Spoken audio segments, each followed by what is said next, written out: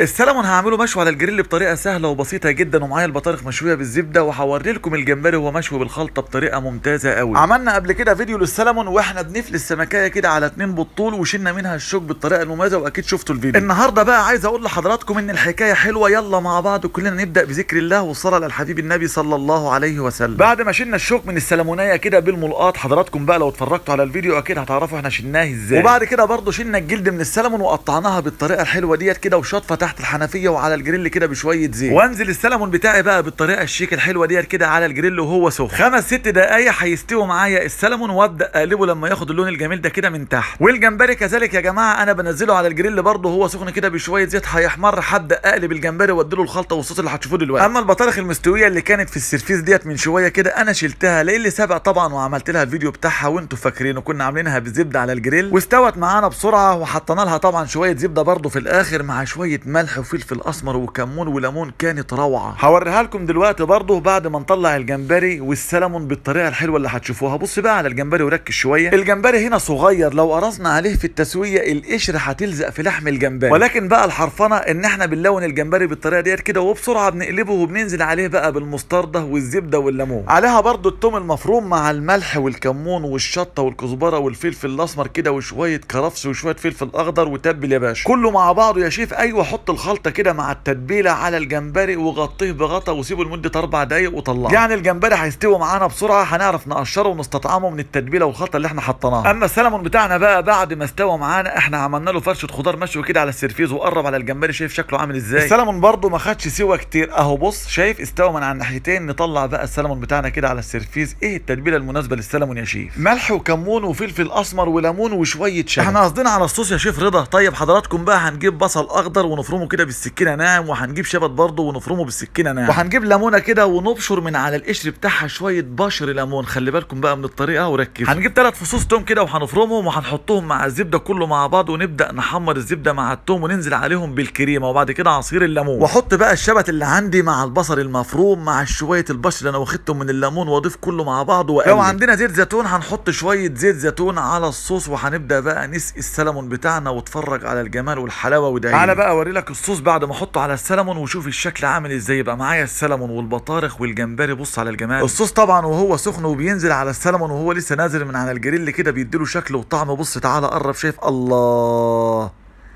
يا سلام على الجمال، حاجه حلوه قوي.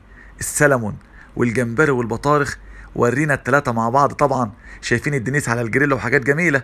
طيب هنعمل ايه حضراتكم؟ هنحط لايك للفيديو ده بالله عليكم ما تنسوا، ونشاركوا للغير، ونقول رأينا في التعليقات. ويلا كلنا مع بعض بقى نشاهد المنظر الجميل الحلو ده كده، البطارخ والجمبري والسلمون. هات لي رشة خضرة كده وحطه وقرب. شايف المنظر؟ تعالى اهو بص بص بص.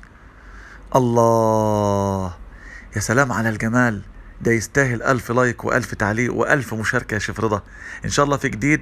لو بتشوفوني لأول مرة اعملوا متابعة للصفحة وللقناة عشان تشوفوا الفيديوهات اللي انا بنزلها. سلام عليكم.